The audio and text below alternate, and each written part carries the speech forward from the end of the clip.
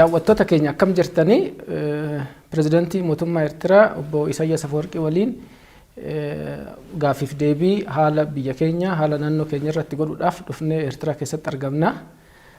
Kanaafuu akka nu hordoftan isin gaafataa obbo Isaiasiin haala naannoo Oromiyaa keessa jiru haala Itoophiyaa keessa jiru naannoo kana immoo akka jiru fi waan isaanitti fakkaata akka nuu ibsan nu ayyamu isaaniitiif galatoomaa jennaani baga nagaa dhuftan. We are here in Asmara, Eritrea's capital. We've been here as part of OMN to reach Oromo's neighbors and friends. Today, sitting with President Isaias Afwerki, the President of the State of Eritrea. We're here to talk about the entire region that we live in, the global aspects, and then in particulars about Oromos and Ethiopia in general. Mr. President, in the name of the Oromia Media Network and its global audience, and also the OMN organization and our crew, we really thank you for taking your time and being with us. Okay, in our first question, we want to take you a little back.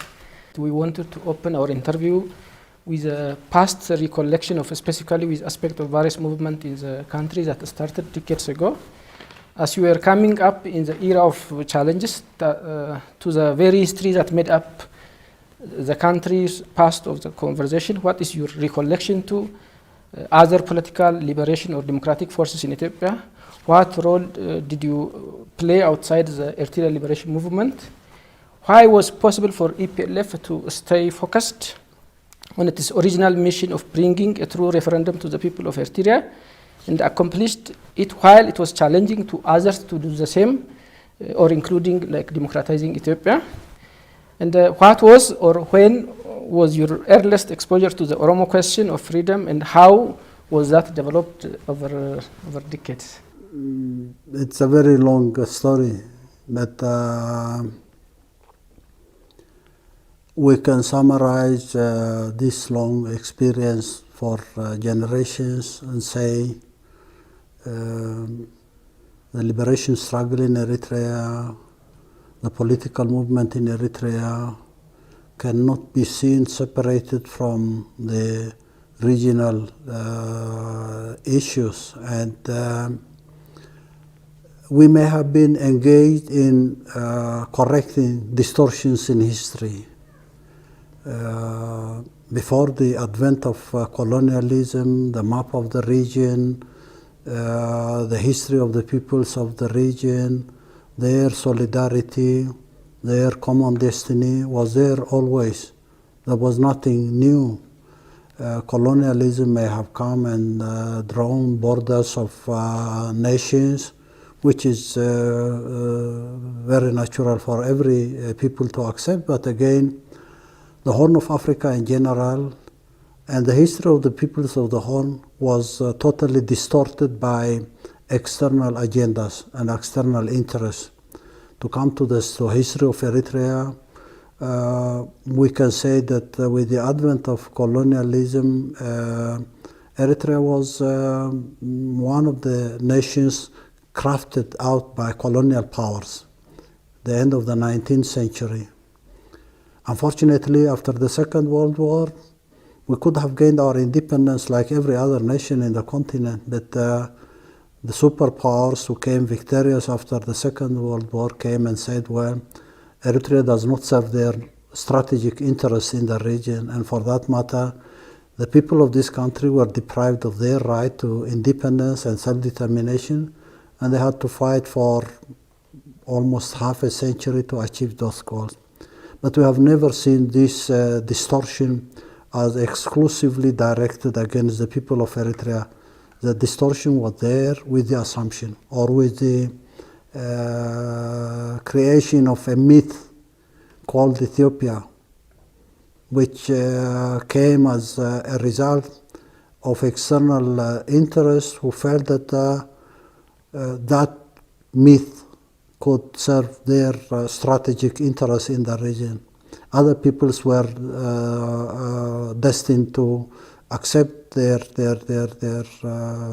destiny as a result of the wishes and the choices of colonial and global powers.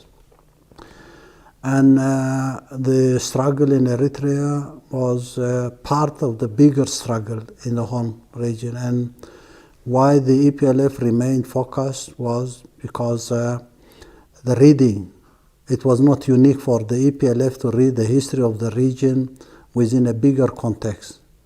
It was, yes, definitely an Eritrean case, an Eritrean exclusive national struggle for liberation, but it was part and parcel of the broader struggle within the region, and particularly the people in Ethiopia who were also destined to accept the options put on the table by external colonial powers.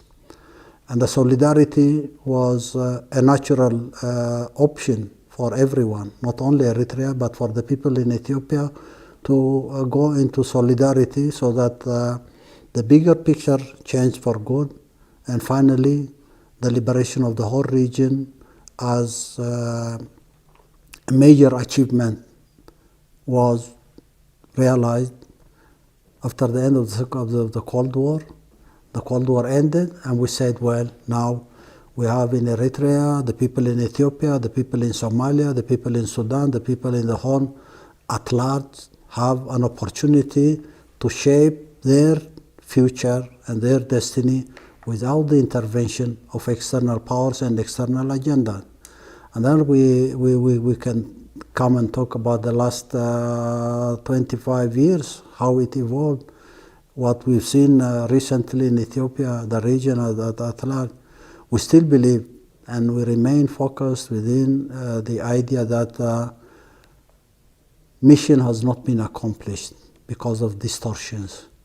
And we have a common destiny. We need to consolidate solidarity so that we achieve our common goals, which is not new. It's nothing new. It's not come as a result of the events and developments of the last 25 years.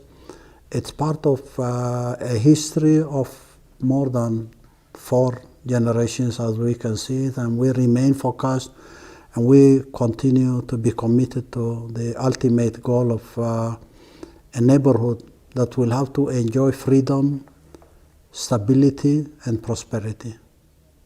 What was your first exposure to the Oromo movement? And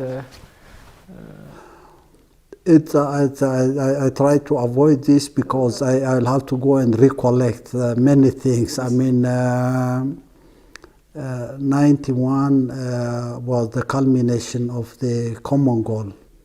Because of our commitment to the people in Ethiopia, we were open to work with any organization in Ethiopia.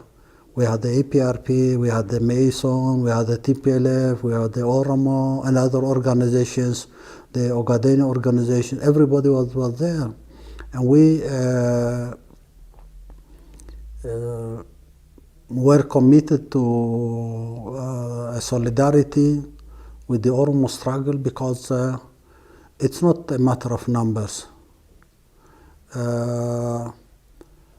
Rulers in Ethiopia have deliberately distorted history and tried to marginalize the people, the Oromo people, all along. And the history even of the Oromo people are distorted by rulers in Ethiopia and their patrons. And yes, one group coming, sometimes at one point in history, people supposedly representing the Amharas. I don't say rulers in Ethiopia, in the Amhara regime were representative of the Amhara people. The Amharas were also subjugated to control and manipulation by the rulers. But again, there was this impression that, the Amharas have ruled Ethiopia and they were considered to be rulers, which is not true. I say that was a distortion. But all along, the marginalization of the Oromos by ruling groups in Ethiopia has been a very sad history in a number of generations. And our understanding of the Oromo struggle was it could make significant achievements in Ethiopia if it's realized as a major contributor to the overall and broader liberation struggle in the region. The Oromo movement went through phase, difficulties and challenge, the problem of organization at one point, organization of leadership at another point. The history of dehumanization had its negative effect on a number of historical development. Geography itself was even a problem for the Oromos to have an outlet and have access to the outside world and to liberation struggles in the region so that they can organize their population to fight for their liberation. Our relationship with the Oromo movement was a very complex in so many ways. I say, well, armed struggle in Oromia could be one of the most difficult things you can imagine, given the geography of Eritrea, the collaborations that should have been there. But again, I think we overcame all obstacles and established direct contact with the people of Oromo. We had to go to Walaga, we had to go to the western part of Oromia, we had to contact people in the east and exchange our experience with them so that they can stand on their 2 feet and join the struggle of removing tyrants in Addis, which I believe was culminated in 1991. But again, the Oromos were challenged with another phenomenon. That phenomenon was Wayan. Wayan's phenomenon, rather than recognize the rights of the Oromos and allow them to participate in a very democratic process, the political process inside Ethiopia, Wayan created an umbrella, it's called the EPRDF, where a substitute organization was created, OPDO. It was not to the liking of the Oromo people, it was not even to the liking of anyone who had a solidarity relationship with the people of the Oromo. And there was a leadership problem again within the Oromo ranks, which failed to realize the threat coming from this TPLF manipulation. In spite of all these challenges and obstacles, we have maintained our position that the Oromo people need to be supported, morally at least. They have their own resources, they don't need any resource from outside. And these recent events are even exemplary on how much they can impact on the political arena inside Ethiopia and outside Ethiopia.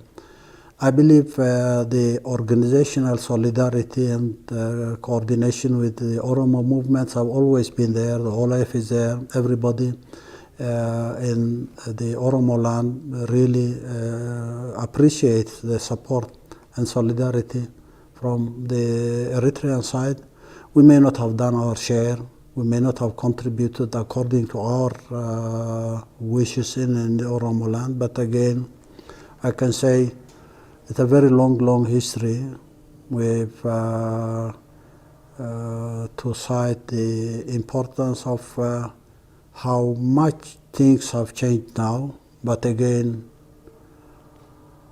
since the Haile Selassie regime in Addis, and then again Mengistu, the global intervention, the flourishing of a number of organizations inside Ethiopia. We have all along been with the Oromo movement because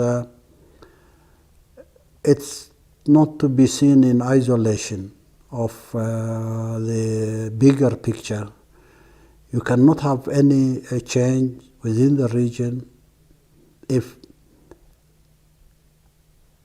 one of the biggest nationalities in the Horn of Africa, I don't say in Africa, is not participating in the change that should have happened even before the coming of the TPLF in power. Now, I can say the 91, 92, in fact the conference held in Addis was an opportunity not only for the Oromos but for the people in Ethiopia to realize that the participation of all Ethiopians in the making of the future of Ethiopia in a new setting could have saved lives, could have saved time, could have been an achievement for not only Ethiopia but the whole region. Unfortunately, 25 years, that opportunity has been compromised because of the machinations of Wayan and its allies.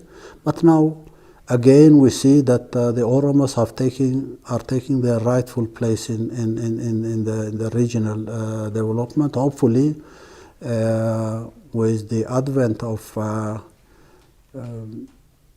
a unique and successful movement we have witnessed recently, we can say, in spite of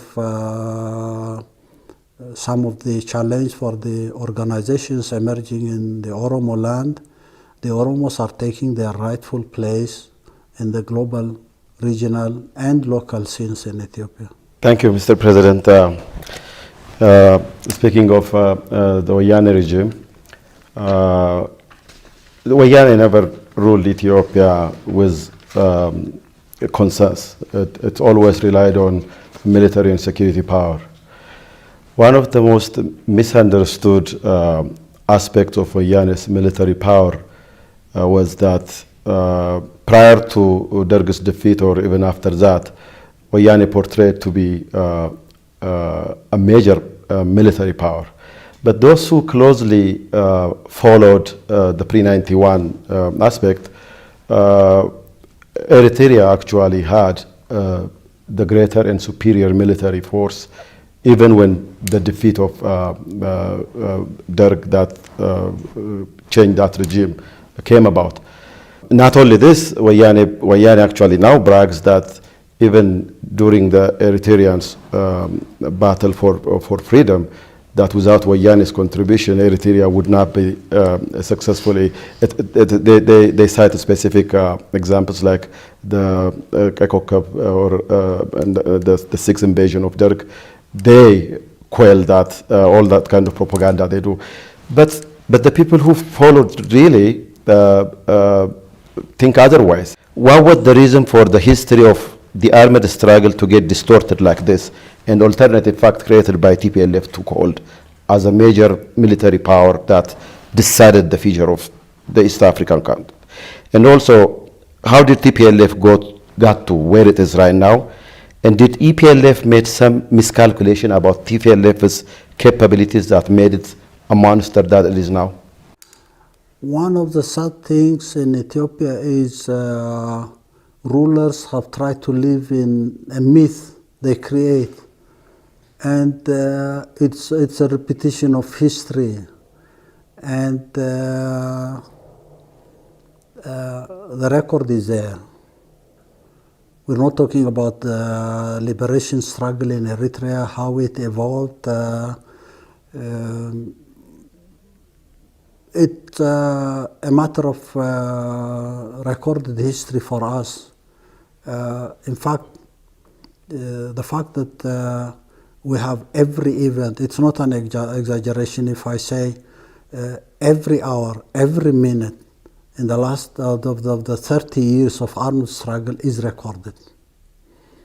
And to come and say, well, I was there to liberate Eritrea, I think it's shameful.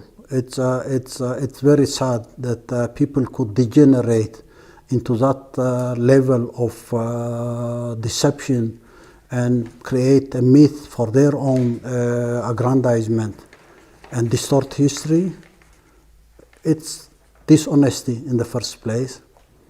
It's a manifestation of the sick mentality people have when they try to distort history, aggrandize their achievements, and underestimate and undermine the achievements of others to portray themselves as it's a myth. In fact, if you go and look back into the history of the successive regimes in Ethiopia who have lived on myth all the time, it's sometimes 3,000 years of history, it's sometimes an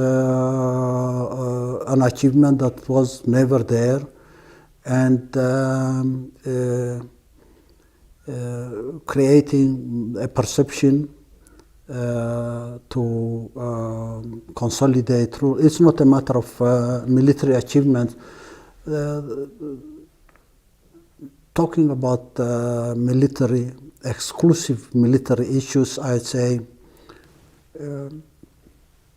Wayan is not even a player in any event. I mean, you can go back and look into the records of events, even at the end of the 80s, early 1991. In fact, it's the most cowardly leaders I have seen in my lifetime are these leaders of the Wayane. And for them to come and brag about their heroic achievements in the struggle of Eritrea is a joke, in my opinion. And why would someone try to aggrandize his role, his history, in something that has never happened?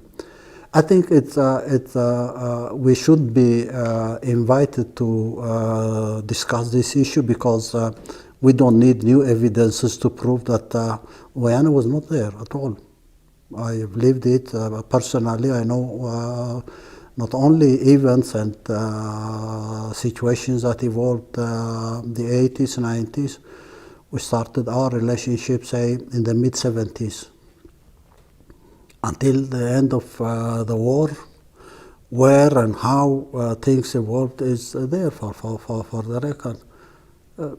It's shameful to me to talk about that. But again, we will have to say, check.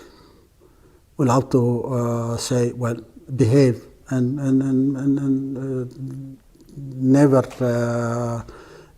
assume that your deception and your lies will change the course of history. That will never happen. It's not only the military.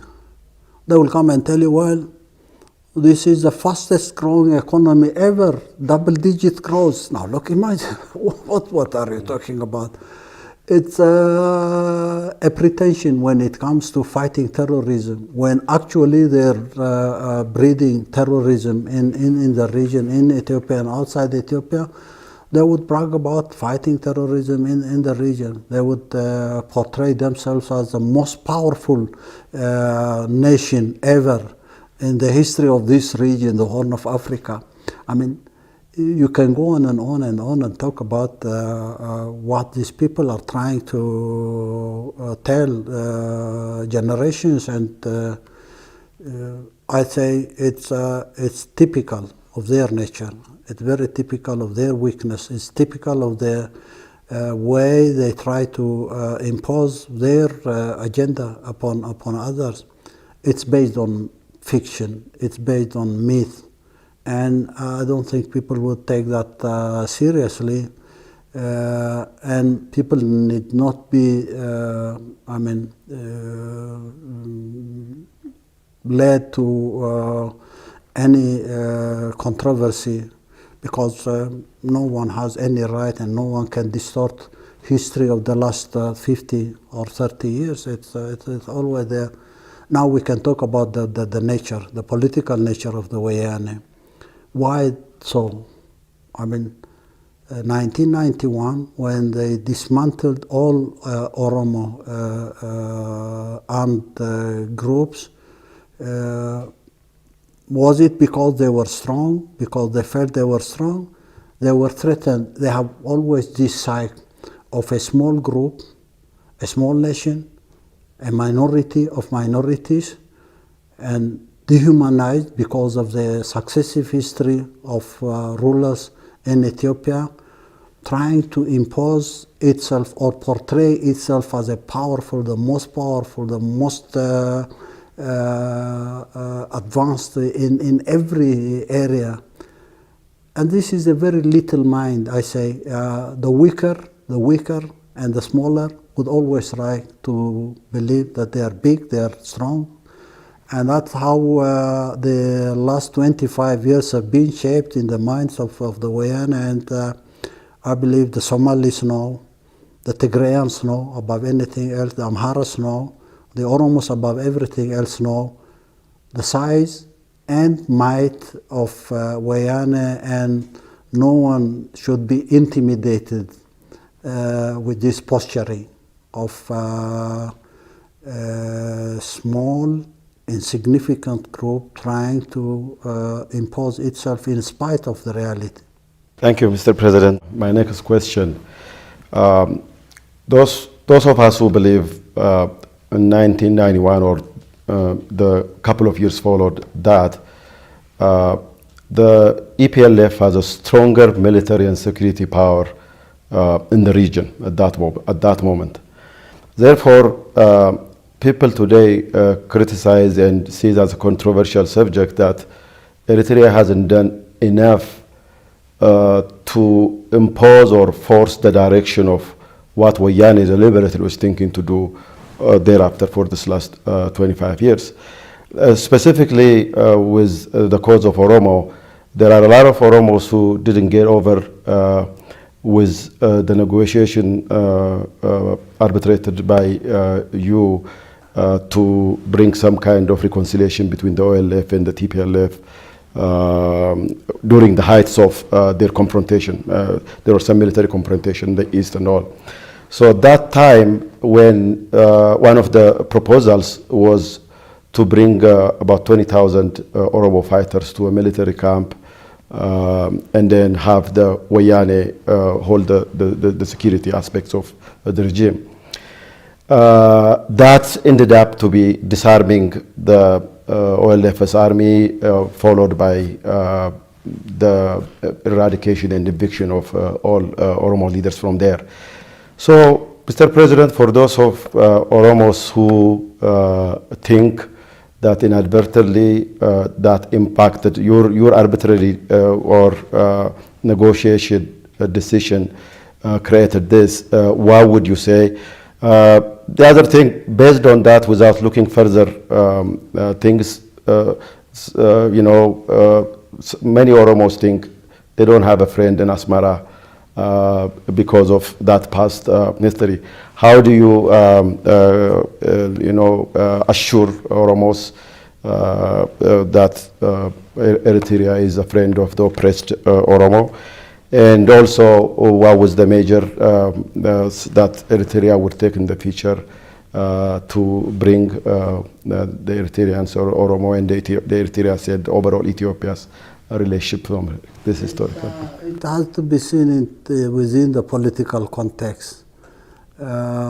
Yes, because we don't speak and we don't get into these controversies all the time. We like to keep low-key and never try to explain our version of the story. But again, I would like to remind people and go, if they have ever lived those events in 1991, 1992, the political context was what is the roadmap for Ethiopia? And how should this roadmap be designed after the collapse of Mengistu and the Derg? And we had a very clear idea.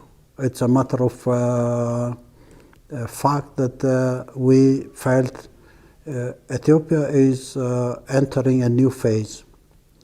A transition will have to be created. all organizations, big, small, weak, strong, who participated in the downfall of the Derg, have made their contribution. But the question was, what about the future? What the future holds for the people of Ethiopia? And the controversy was create a broader alliance among the groups. The Oromo were a major contributor at that moment. And it was a major threat for the Wayane. Other groups, the APRP, Mason, and others were not there at all. The Ogadens may have been there, but they were not even part of the direct political process. They didn't participate in the conference that was organized in 1992. Then the question was, what is the future of the political events in Ethiopia and how should it be shaped? The question was, well, the conference was meant to address the issue of democracy. At least it's a big heading, the democracy in Ethiopia, how? We had a very consistent political position on a transition. After all these generations and distortion in history and the misrepresentation of the peoples of Ethiopia and events that led to marginalization of the majority, will have to go through a transition of about 10 years minimum and maybe more, but it has to create an environment conducive for a political process, a participatory political process in Ethiopia, contrary to the philosophy or even conviction of the TPLF that always felt threatened about the participation of everybody in Ethiopia, the Oromo, the Amharas, even the Tigrayans, the Somalis, everybody else. And a substitute arrangement was created by the TPLF, and that was the EPRDF. You will have an umbrella called the EPRDF, and you will create your puppet organizations representing all sorts of national groups in Ethiopia, and that would be the best way, the best option for the Wayane to manipulate the political movements of different groups in Ethiopia. Above everything else, the Oromo movement was a threat. How could it be possible for the Oromo armed units, which were more than 20,000, who, because of circumstances, their own internal circumstances, I don't want to go into the details now, but it was a mistake of the Oromo leadership in the first place. And it's not a matter of handing arms to the TPLF. That was not one of the options. It was a process that should have allowed the OLF to participate in the transition and design the program for the transition. The political context was more important than the physical military might of each and every group.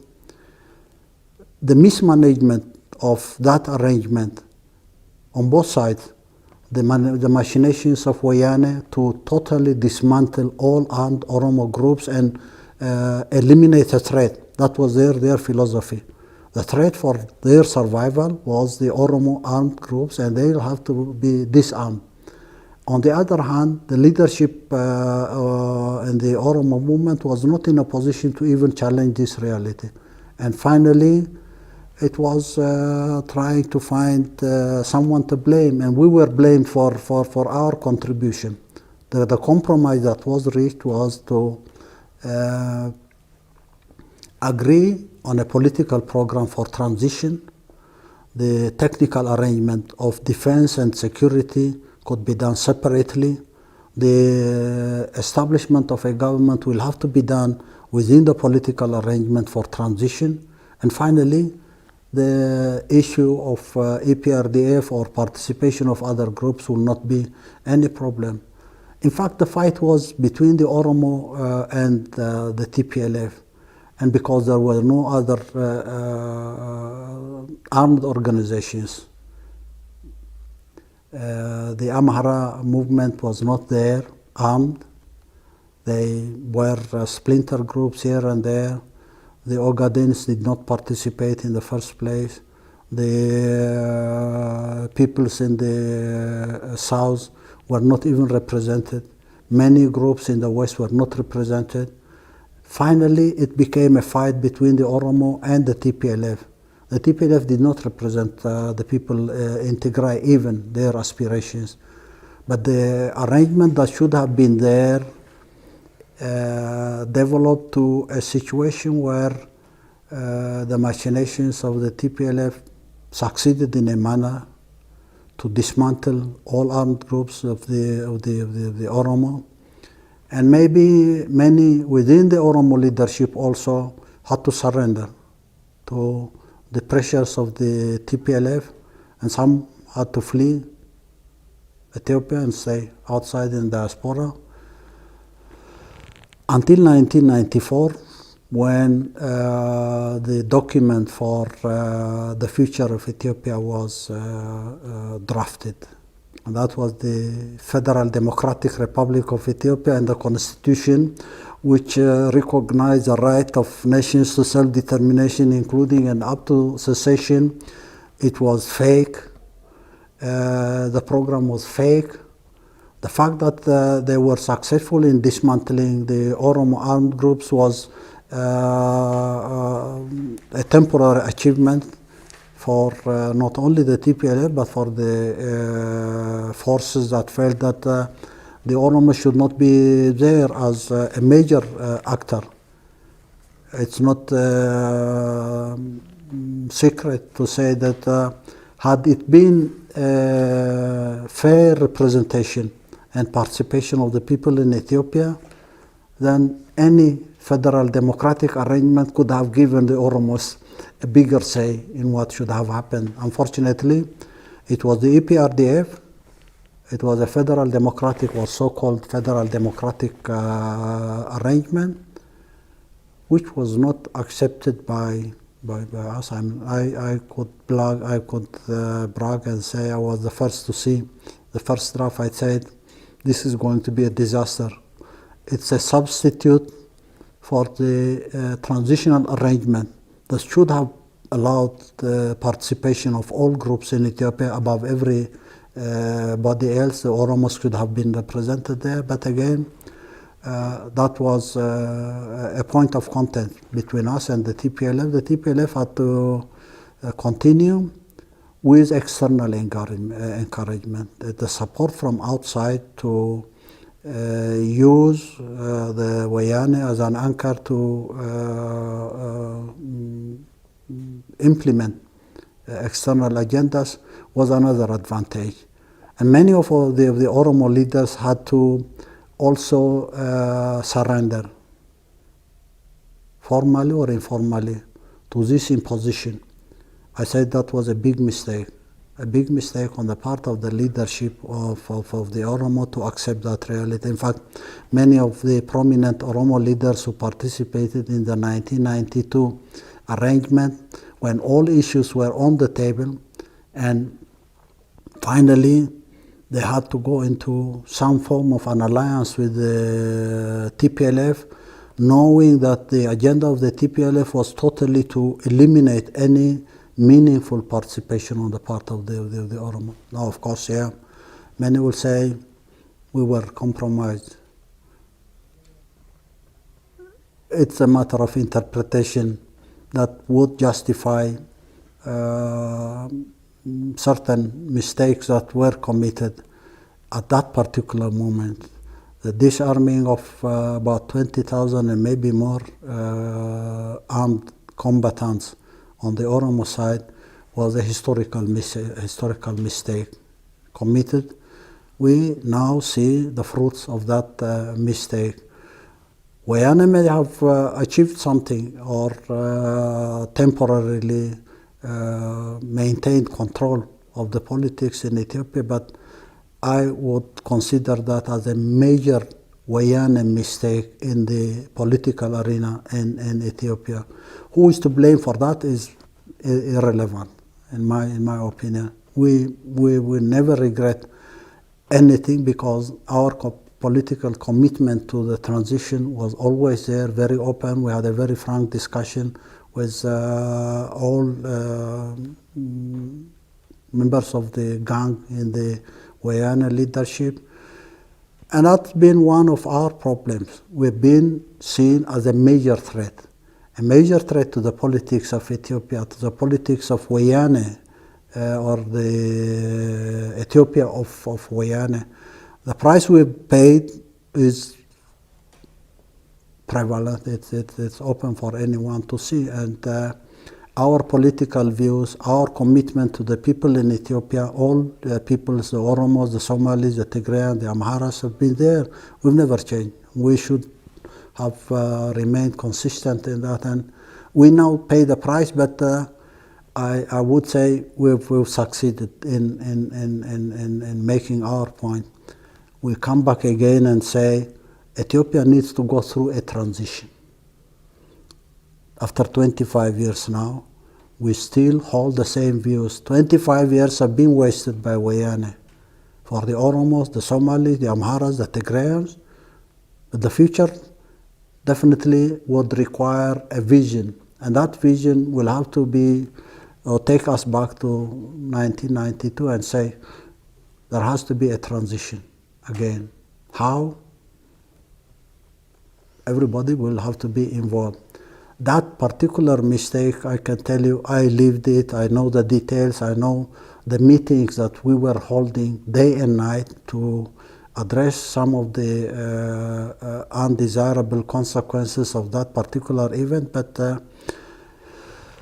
Wayane's leadership was adamant to eliminate that presumed threat. It was a threat in the mind of that Sikh group, which made a serious mistake. Definitely, they're paying the price for that and other mistakes they committed the last 25 years. So the Oromos, well, they are free to make their judgment. But history can judge the people of Eritrea and the EPLF on their commitments to the struggle of the Oromo people and other peoples in Ethiopia. We have not been exclusively committed to one particular group. Because of circumstances, many would blame us of creating this monster. I have many Amhara friends who've been saying, well, you've created this monster. I remember one prominent Amhara blaming me for saying, why did you have to bring this monkey to this throne? This throne was supposed to be for lions in his own mind. Okay. Okay. Yeah, you can blame me for that. It doesn't matter. But again, no one in this country, Eritrea or the EPLF, had the intention of imposing the TPLF on in spite of everybody else. Not at all. But interpretations are there. They'll say, oh, the EPLF brought this monster into Ethiopia and we are to blame for that. I mean, yeah, you can have your views, you can have your way of interpreting things, but the TPLF has been there, will still be there, has not changed, will never change. Its commitment to the people of Ethiopia will remain unchanged. And we are proud of our history, of our contribution. We have made very modest contributions, but no mistakes we regret. Thank you, Mr. President. As you mentioned in our first questions, over the last 2 years, the entire Oromia region have been engulfed by the protest that challenged the myth that this regime is formidable, very powerful,